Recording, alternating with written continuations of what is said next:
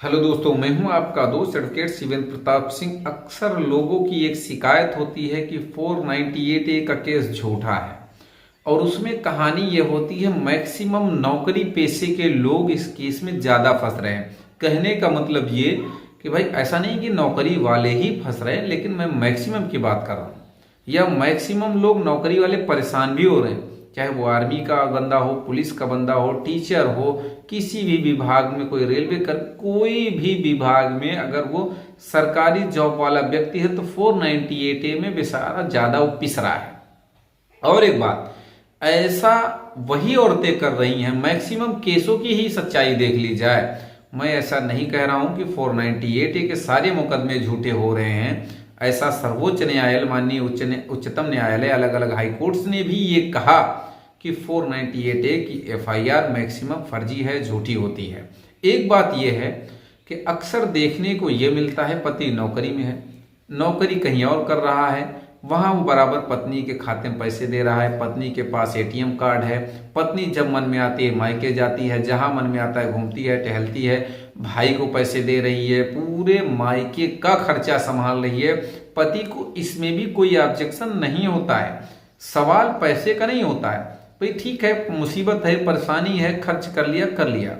सवाल इस बात का होता है कि इस तरह से कब तक चलेगा।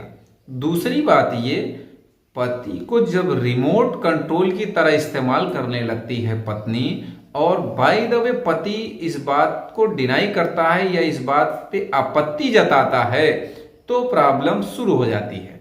कहने का मतलब ये कि पति अगर रिमोट की तरह चलता रहे, जैसे बटन दाबो वैसे चलता रहे, तब तो वो ठीक है। अगर वो थोड़ा सा कमजोर हुआ, या यूं कहें कि वो थोड़ा सा ये टीका टिप्पणी शुरू किया ससुराल वालों के खिलाफ, मायके वालों के खिलाफ, उसके पति के पत्नी के मायके वालों के खिलाफ, तो फिर झाम ताम बढ़ा, सीधे से अब नहीं आऊंगी, तुम्हारे खिलाफ मेंटेनेंस कर दूंगी, मुकदमा कर दूंगी। भैया, नौकरी वाला आदमी अगर आपको मिला है तो ये आपकी किस्मत है।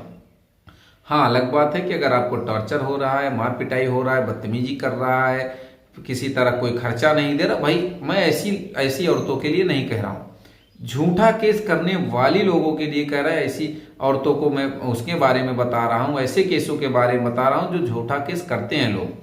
दुनिया भर के गहने बनवा देता है पति, दुनिया भर का सुख दे देता है, दुनिया भर की पेमेंट करता रहता है, बीच बीच में शॉपिंग कराता रहता है, फिर भी इतना पैसा चाहिए, उतना पैसा, पूरा मायका उसी के खर्चे पे चल रहा होता है, फिर भी आपत्ति लोगों को हो जाती है, अंत में मुकदमे हो जाते हैं, कर देते हैं। तो ऐसे लोग एक बार जरूर सोचें कि इस परिवार के बिगड़ जाने के बाद मेरी स्थिति क्या होगी। जो जिस तरह से सैर सपाटा, मौज मस्ती, पैसा आदान प्रदान, जो शॉपिंग वगैरह चल रही थी, वो सब कहाँ चली जाएगी।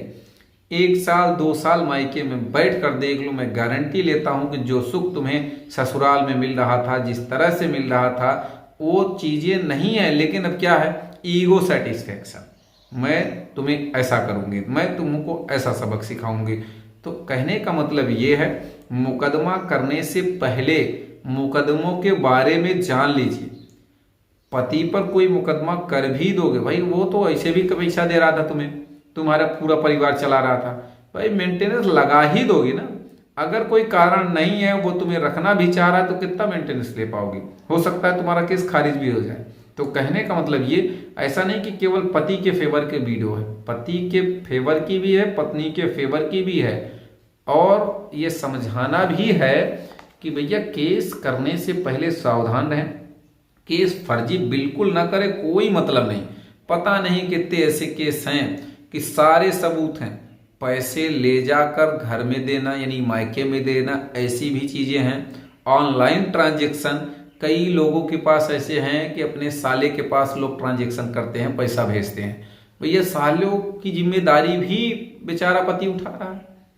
तो कहने का मतलब ये है, विचार करें कि आपका जो सुकून था वो कहाँ से था, किसके प्रति था, किस लिए था। मुकदमा करने से पहले आप सावधान रहें। दूसरी बात एक चीज ये है किसी के बहकावे में न आए। जिस दिन आपका परिवार बिगड़ जाएगा, स्थिति खराब हो जाएगी, न मायके वाले होंगे, न रिश्तेदार होंगे, न कोई वकील होगा, न कोई पुलिसकर्मी आपके साथ होगा।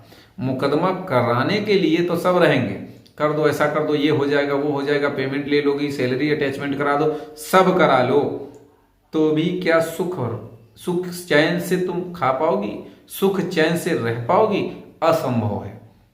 तो कहने का मतलब, चाहे पति भी उल्टा सीधा करता हो वो भी समझ जाए, पत्नी उल्टा सीधा कृत्य करे, मैं ये गारंटी लेता हूं कि पति 100 गलती यानी कि 100 गलतियों को इग्नोर करता है। अपनी पत्नी की 100 गलतियां उसको दिखती हैं, फिर भी वो इग्नोर करके उसके साथ रहना चाहता है। लेकिन अगर पति की एक मामूली गलती सामने आ जाए तो मैं गारंटी लेता हूं कि कोई भी पत्नी उसको ये कर दूंगी, वो कर दूंगी, ऐसा करूंगी, वो करूंगी, ऐसा तुम्हारे साथ नहीं रहूंगी, माने कि ये समझो कि ब्रह्मांड चटक जाएगा। हालांकि ऐसा नहीं है कि भाई गलती किस टाइप की है, वो भी निर्भर करती है कि वो क्षमा योग्य है या नहीं है, वो अलग की बात है। मैं किसी भी व्यक्ति पे आरोप प्रत्यारोप नहीं लगा रहा हूँ, न किसी के लिए मैं कह रहा हूँ फलाने भाई ये पति हरिश्चंद्र है, राजा हरिश्चंद्र है, ऐसा नहीं है। तो उम्मीद करता हूँ, आशा करता हूँ आज का यह वीडियो आपको बेहद पसंद आया होगा। अगर वीडियो पसंद आए तो वीडियो को लाइक करें, शेयर करें, यूट्यूब चैनल शिवेंद्र हाईकोर्ट को जरूर सब्सक्राइब करें।